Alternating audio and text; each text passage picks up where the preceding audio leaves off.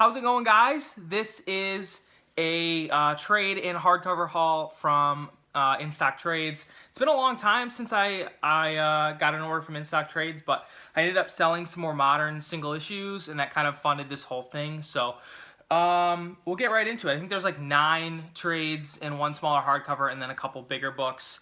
Got some trades here. I'll start with the book that I sold the singles of in order to kind of fund the whole thing. That's 7 to Eternity. This is volume 1, written by Rick Remender. The art is by Jerome Opeña. The book is fantastic. I really like it a lot, but the single issues were going for so much that I couldn't justify holding on to them. I accidentally bought 2 copies of number 1 when it first came out, so I was able to flip my singles 1 through 6 and then keep an extra number 1 and then buy all these books. So it's kind of a no-brainer. I'll be reading this in trade going forward. I think it'll probably read better that way anyway. It's there's a lot to it. Rick Remender fantasy book. I found myself having to go back and look at the previous single issues when the new one would come out in order to figure out what had happened.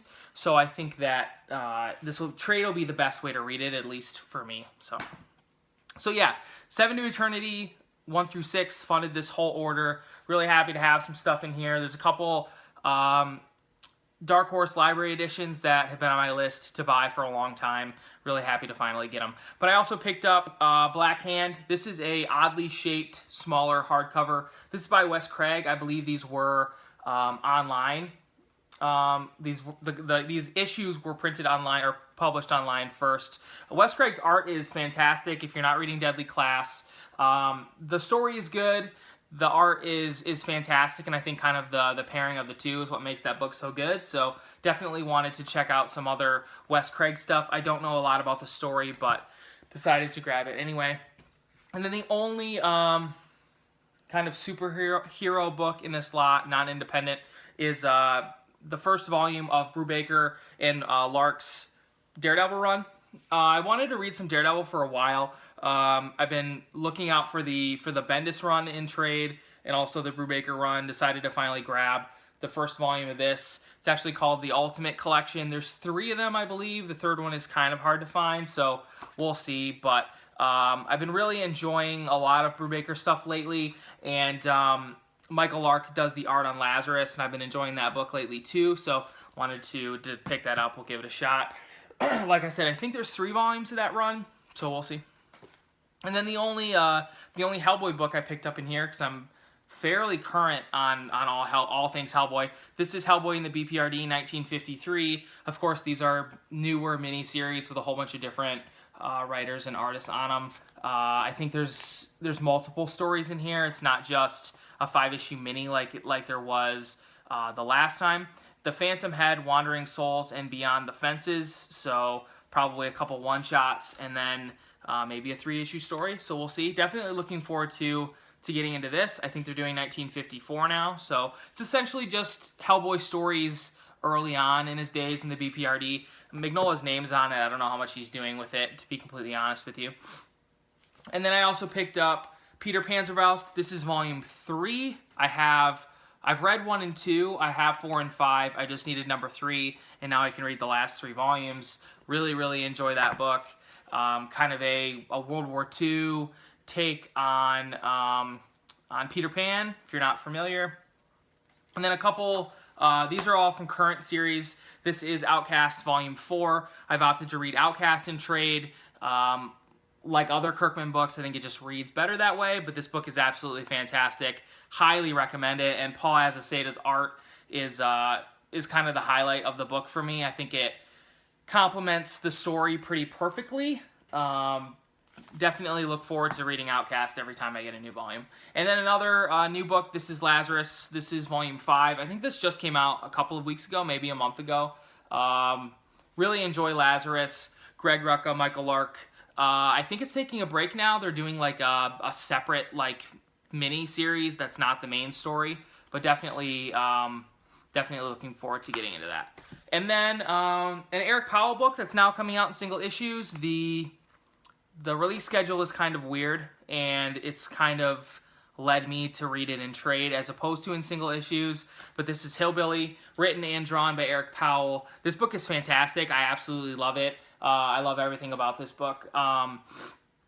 If you're not familiar with Eric Powell, he's the writer and artist that does The Goon. This has a similar feel to it. Horror feel with a little bit of humor thrown in. Less humor in this than you'll find in The Goon, but definitely worth checking out. The release schedule got really weird. He ended up pushing a whole bunch of issues back, so I think I missed issue 3, so I just decided, hey, we'll just trade weight it, and we'll read it that way. And then I've got 2 Dark Horse Library editions.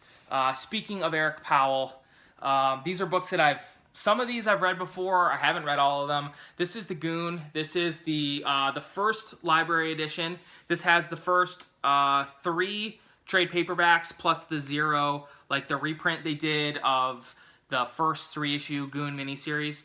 I'm a fan of The Goon. I need to read more of it. I think to decide how I really feel about it. I like the mixture of like the horror theme with the humor, but this first volume is kind of disjointed. There's a lot of like one-shots in here and not a lot of continuous story, and I think that kind of changes as the series goes along. I also picked up the second volume, volume 2, but the books themselves are fantastic. They're exactly like the Hellboy library editions. They're printed almost the exact same way, except for they do have dust jackets. I'll take one off so you can see the cover. They're white, which is actually pretty cool. And then the spines look almost identical to the spines on the dust jackets. And of course, you get a lot of extra content, a lot of sketches and stuff at the end of these. So highly recommend them. These Goon ones are actually pretty cheap. These are, the first 4 I think are $39.99. The last one is, the most recent one I think went up to $50. But I mean, at $39.99, you buy it on Instocktrades. I think these are like $22. You really can't beat that. You're getting 4 trades worth of content in each one. In the first one you did, I think in the second one it's only 3 trades, but I mean, you can't beat that. So definitely looking forward to giving the second Goon Library Edition a shot. Of course, I'll be picking up the rest. Like I said, I think they're up to number 5 now, so I'm a little bit behind, but that's okay. And that's it. The next video I think I'm going to do will be for my new books for June. Next Wednesday, I believe, is the last Wednesday in July, so I'll be getting my order the next weekend, probably the following week, sometime during the week. I'll do a video and film that. Again, it'll be about, I don't know, I'm reading about 40 books right now, 35 books a month, so it's a decent amount. But anyway, thanks for watching, guys. Take care, and I'll talk to you again soon.